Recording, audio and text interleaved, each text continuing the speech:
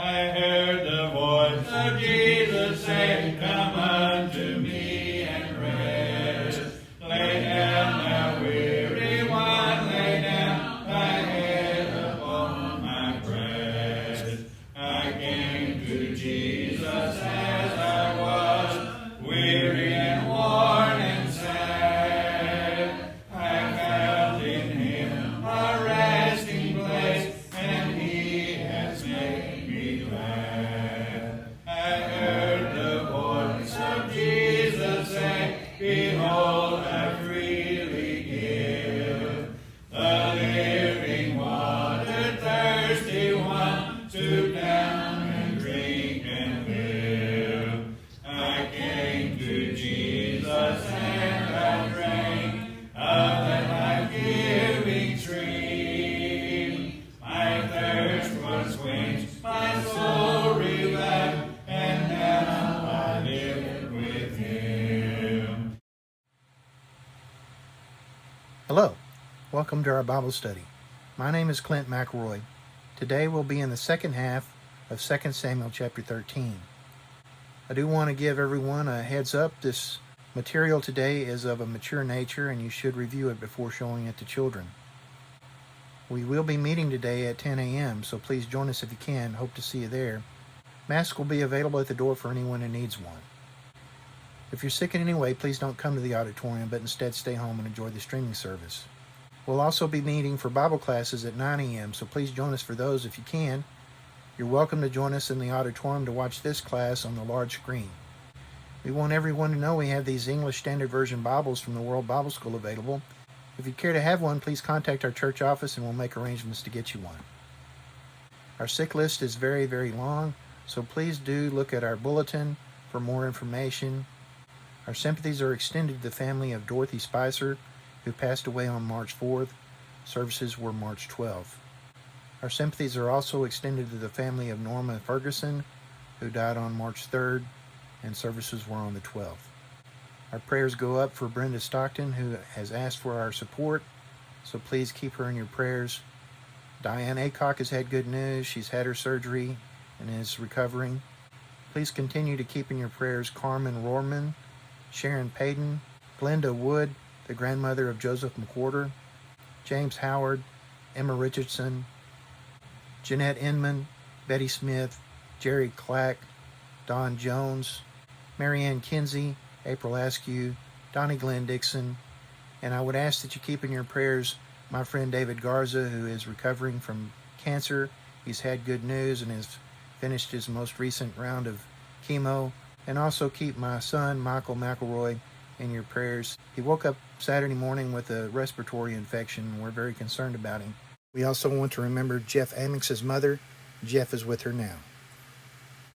As is our custom, we want to remember the story of the two men on the road to Emmaus who were joined by a third man on the way. When they got to their destination, Jesus revealed himself to have been that third man and then parted from them. The two men remembered that while Jesus had been with them, there had been a burning in their hearts. It's that burning that they had in their hearts in the presence of Jesus that we hope to kindle in our own hearts by drawing closer to the Lord through a study of His Word. We also want to remember the admonitions of Leviticus chapter 19, to be holy, for the Lord our God is holy. We also want to keep in our thoughts the stories of Rehoboam, Jeroboam, and the prophet that came to Jeroboam.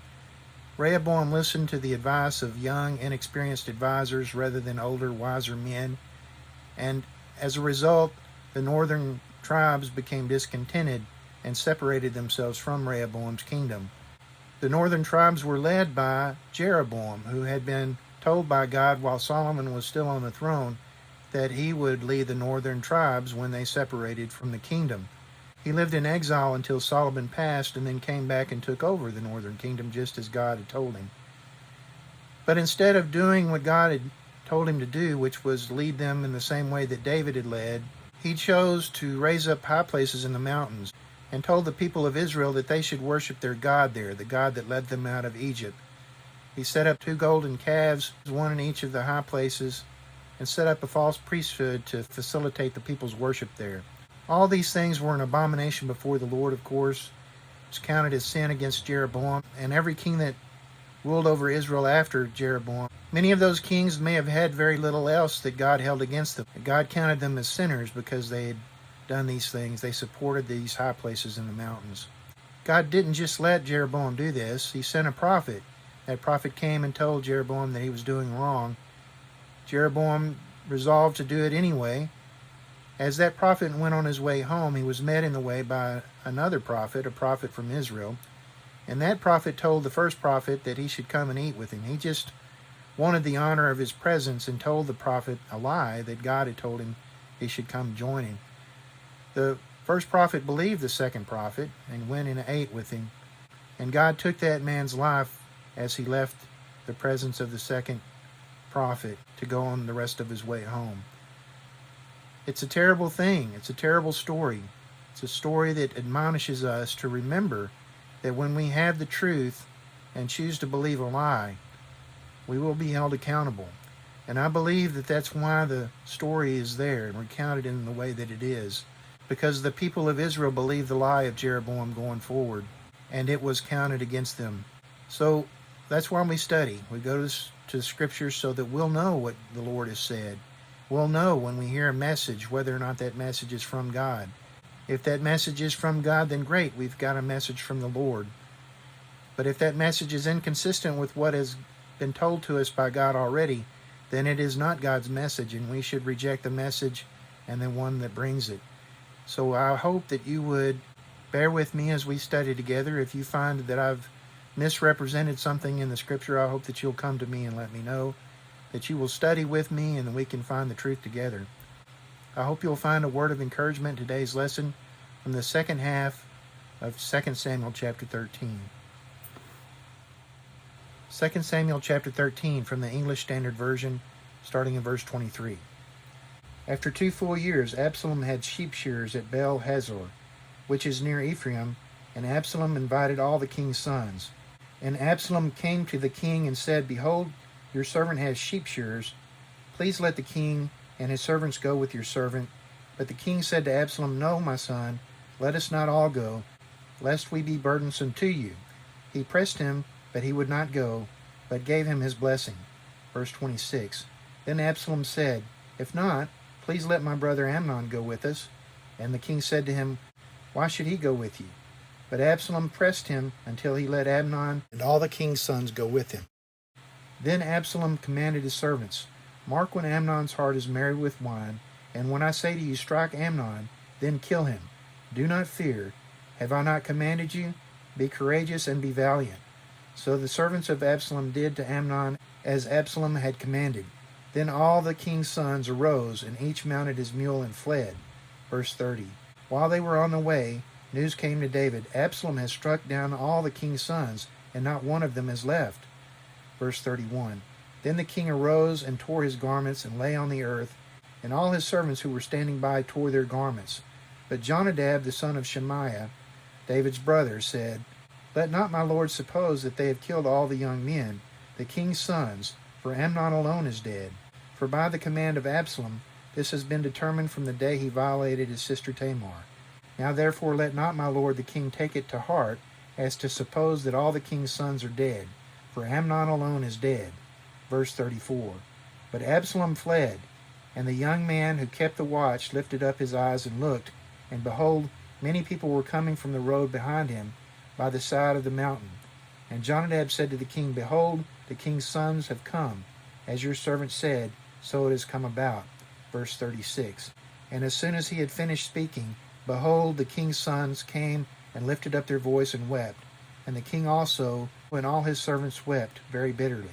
Verse 37. But Absalom fled and went to Talmai the son of Ammihud, king of Geshur. And David mourned for his son day after day. So Absalom fled and went to Geshur, and was there 3 years. And the spirit of the king longed to go out to Absalom, because he was comforted about Amnon, since he was dead. Okay, so last week we studied out of the first part of chapter 13, and of course the events of chapter 13 are tied back to the events that transpired as we read out of chapter 11 and 12, where David committed that sin with Bathsheba and tried to cover it by calling Uriah the Hittite in from the battlefield And when Uriah the Hittite did not do those things that David anticipated he would do when he came home from the battlefield, he sent orders back with Uriah the Hittite that Joab was to set him in the fiercest part of the battle and leave him there to die, which Joab did. And so Uriah the Hittite was killed by the sword of the Ammonites. And in chapter 12, we see that the Lord sent Nathan the prophet to come to David. And I'm not sure if this is Nathan, David's son, or not, but Nathan came and told David the story of the rich man and the poor man, how the rich man had taken the poor man's one lonely lamb and prepared it for a traveler who had visited him rather than serve that man from his own flocks. David was outraged by this and said that this man should be punished, and Nathan said, "You are the man." And then Nathan pronounced the judgment of the Lord against David. And I do apologize. I realize there's some background noise, but I'm just going to have to continue over it. When I started recording, everybody and their dog seems to have come by my house, and I'm right by the road, so everything that happens in the street is just coming up, and I can't stop the dog from barking, and I can't put a roadblock up. So there you go. Nathan said to David, "You are the man, thus says the Lord." And he pronounced the judgment of the Lord against David. And David said, "I have sinned," in verse 13 of chapter 12. Nathan said to him, "The Lord has put away your sin. You shall not die." So he delivered him from the demand of death for the sins that he committed, which were many. David did many, many things that were wrong in chapter 11. But he did pronounce that there would be a judgment on David, and that would involve these kinds of things that we have read about in chapter 13, and we're fixing to review those things. But I do want to say one thing. I do appreciate Scott's sermon on Sunday. Scott has a little bit different opinion about the events of chapter 11 than I do, and he shared that, and I think that is absolutely important, that we consider the events of chapter 11 in the light of many different perspectives. Certainly, I've told you what I think happened between David and Bathsheba. That is my personal opinion, and my personal opinion clouds the rest of the story as I've related it to you. So it is absolutely imperative, I believe, that we also look at that story through the lens that Scott shared with us through his sermon this past Sunday. So I do appreciate his sermon, and I appreciate his perspective. And I believe that perspective is worthy of all consideration. So please, if you haven't heard Scott's sermon from Sunday, please go listen to it, because it's very important, and it gives a very enlightened view of the story of David and Bathsheba. And specifically, it is that Bathsheba was not innocent in those events, as I tend to believe. And I believe that not just because of the story as recounted in chapter 11, but because of how the events of chapter 13 unfold. Now, there's no real tie between those events as far as their conduct, but because God has a tendency of visiting judgments upon people after the sins that they've committed, I tend to believe that it is an indication that the events of chapter 11 were a certain way. That's not to say that I'm right, and I don't know that I'm right. And that's why it's very important that we consider alternative beliefs, alternative possibilities. So I do love Scott's sermons, and I hope that you will benefit from them if you have not already. Now, that said, I will continue to give my opinions about these passages that we read based on my perspective and based on my personal conviction that the things that David did were of a similar nature to what Amnon did with Tamar in chapter 13. Last week we studied out of chapter 13 that Amnon was taken by Absalom's sister Tamar. Now, Tamar was the family name in the Judah.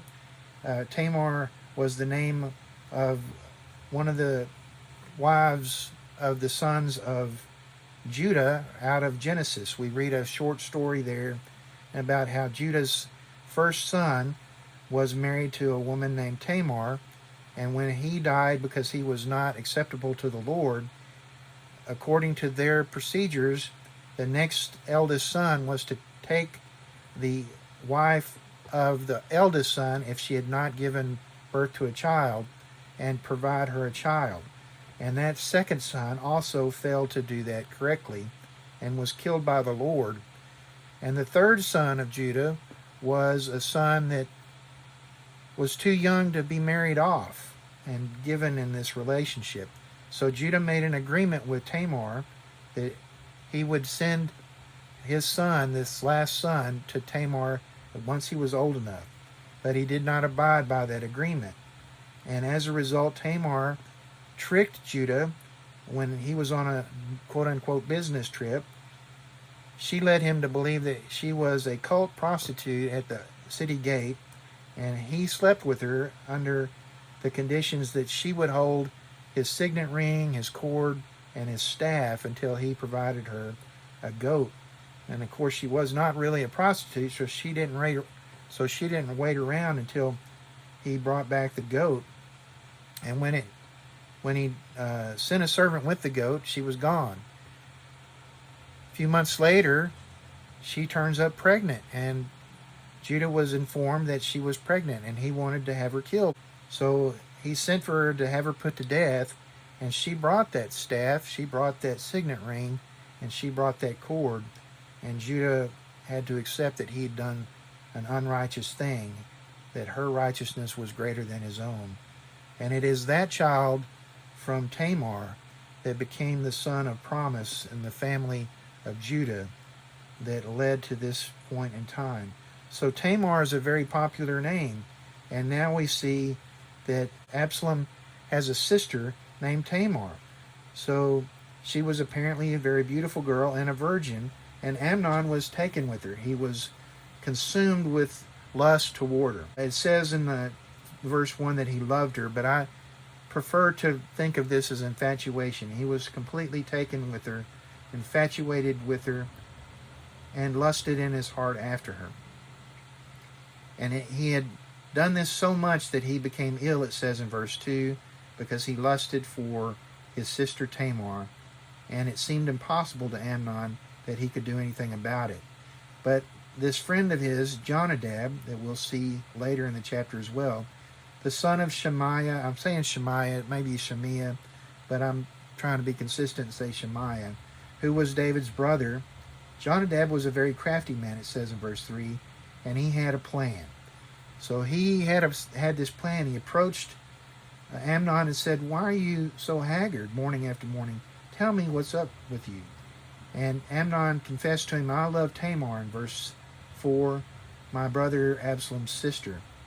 Jonadab had a plan, and he immediately told him, "Lie down on your bed and pretend to be ill, and when your father comes to see you, tell him that you want your sister Tamar to come to you, prepare bread, and then she will prepare bread in your sight and feed it to you." So Amnon took that advice. Now this is my little point of contention there. What was going to happen after that? Now there were not many options. So Jonadab's advice and plan led to this thing, and Amnon followed that plan, did exactly what Jonadab had suggested. And indeed the king came and then sent for Tamar to come and prepare bread for her brother Amnon, which she did. And she prepared this food, and Amnon was apparently there in her presence as she prepared it. And again, I expressed that I had some questions about that whole circumstance, where she had prepared it, why Amnon was in her presence directly as she prepared it, not apparently in his bed. And then he sent out all of the servants in their presence. And again, what were the servants doing if they were not preparing bread? Just one question after another. But basically, it culminates in the execution of the plan. Amnon says, "Hey, Tamar, bring those loaves of bread that you've made in to me and feed them to me while I'm laying on my bed in my chamber." None of the servants are around, so Tamar goes in, and Amnon takes her and forces her. She says, "No, my brother, do not violate me," in verse 12, "for such a thing is not done in Israel. Do not do this outrageous thing. As for me, where could I carry my shame? as for you, you will become as one of the outrageous fools in Israel. I'm slightly paraphrasing there. Now, therefore, please speak to the king, for he will not withhold me from you. So it looks like she's under the impression that the king would actually allow them to be together, which in my view is still incest. Even under the law, it would still be incest. But she wasn't led, she was under the impression, apparently, and maybe she just wanted to make Amnon stop. That part of it's unclear to me. But he would not listen to her in verse 14, and being stronger than she, he violated her and lay with her.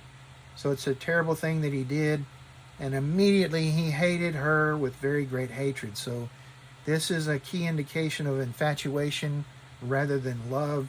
Love is a very particular thing, and we have very good definitions of what love is if we'll go and read them.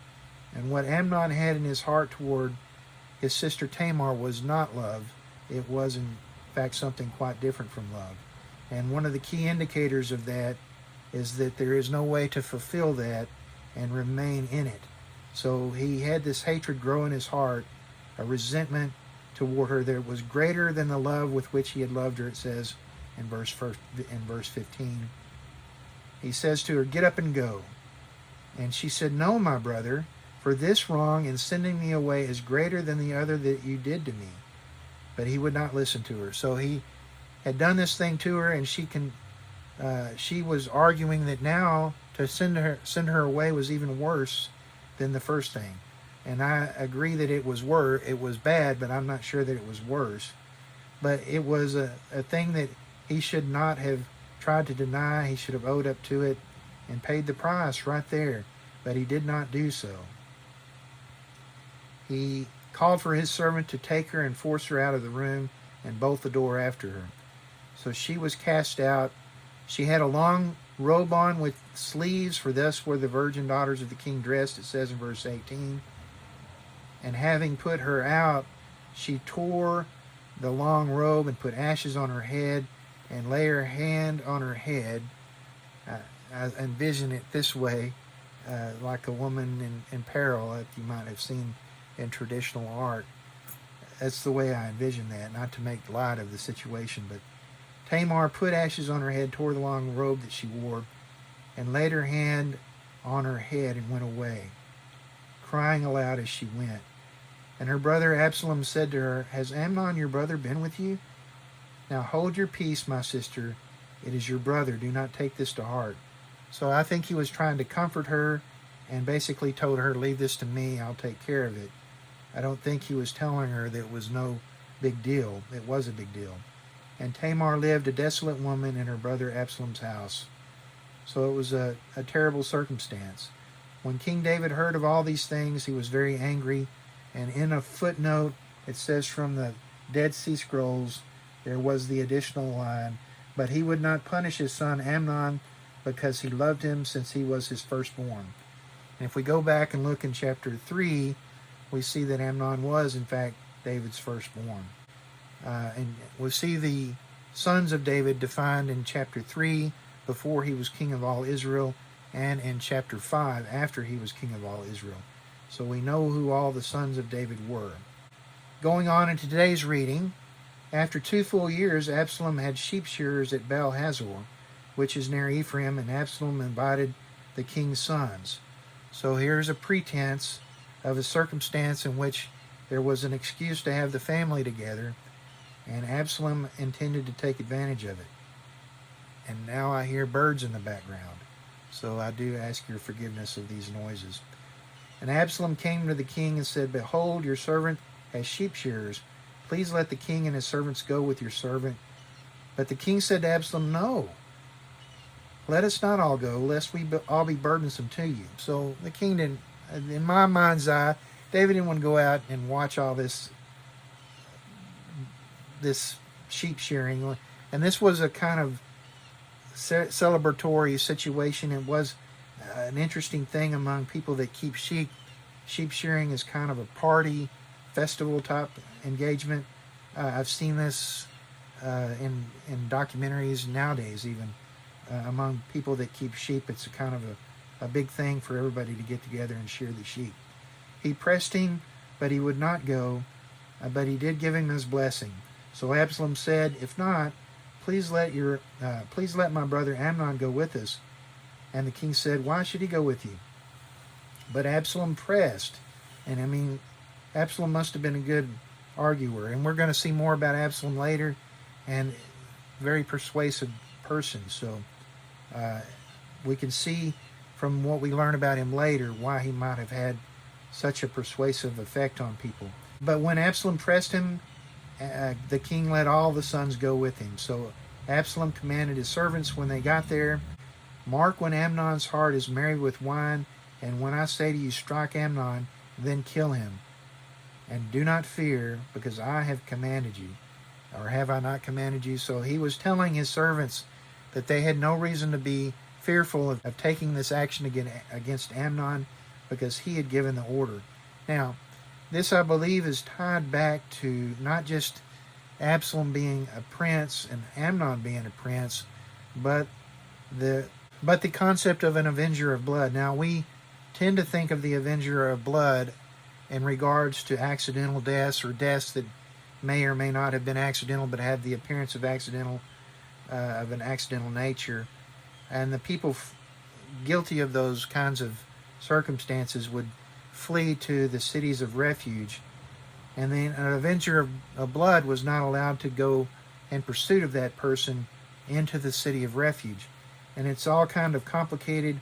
It's very unclear from a simple reading of the law who this avenger of blood is.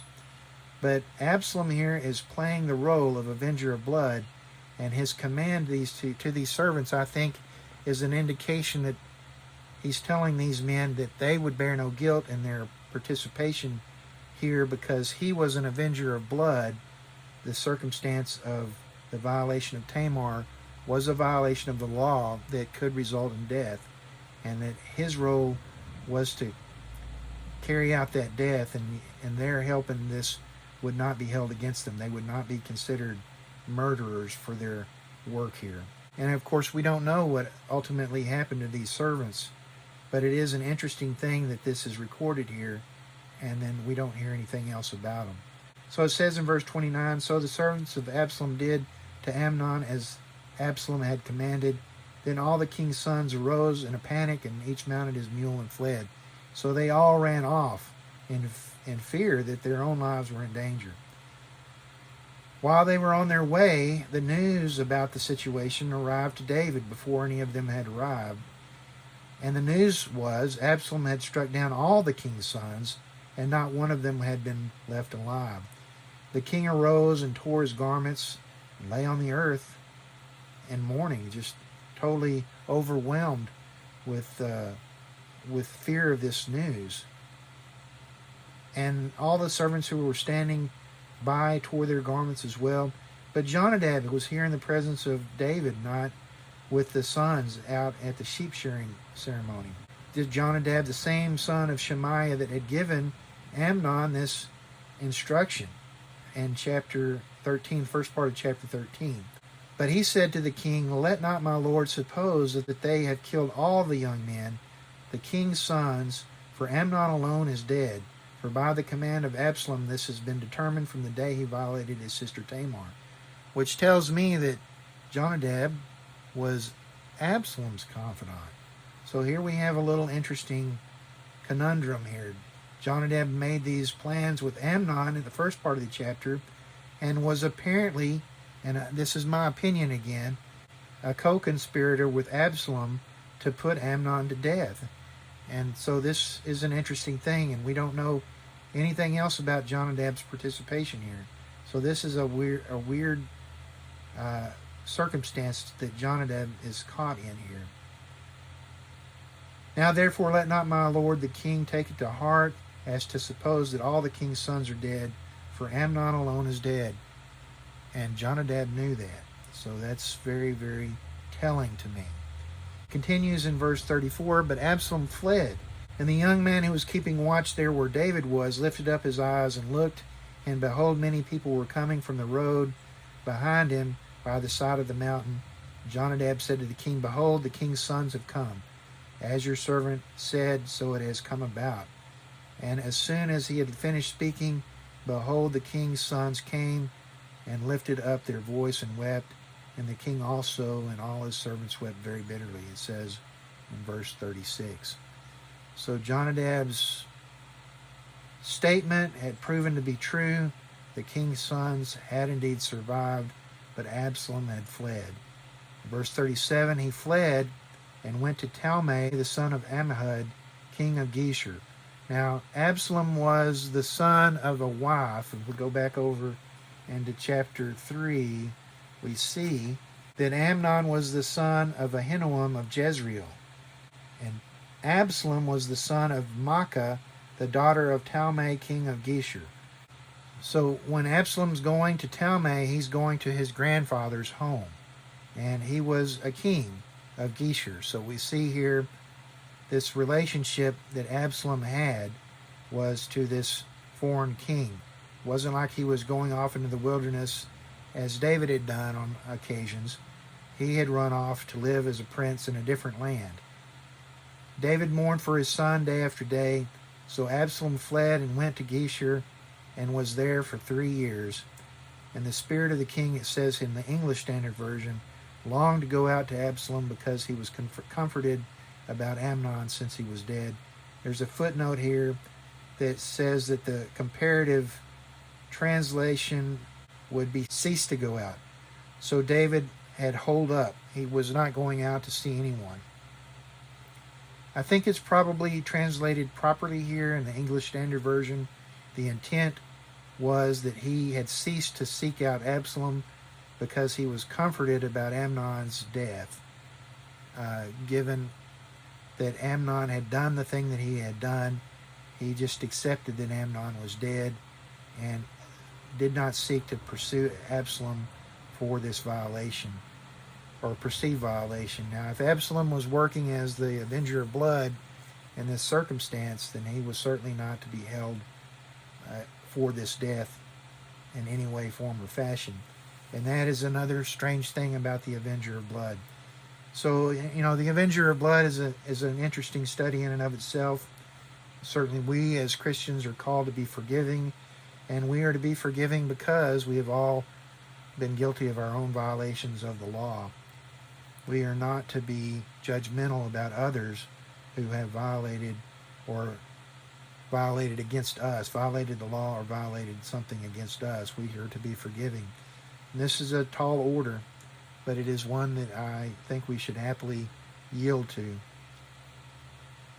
It's a telling story. It's a hard story to read because of all the terrible nature of the violence toward family members, sexual abuse, murder, all these things done in the open before everyone, just as the Lord had predicted in judgment against David.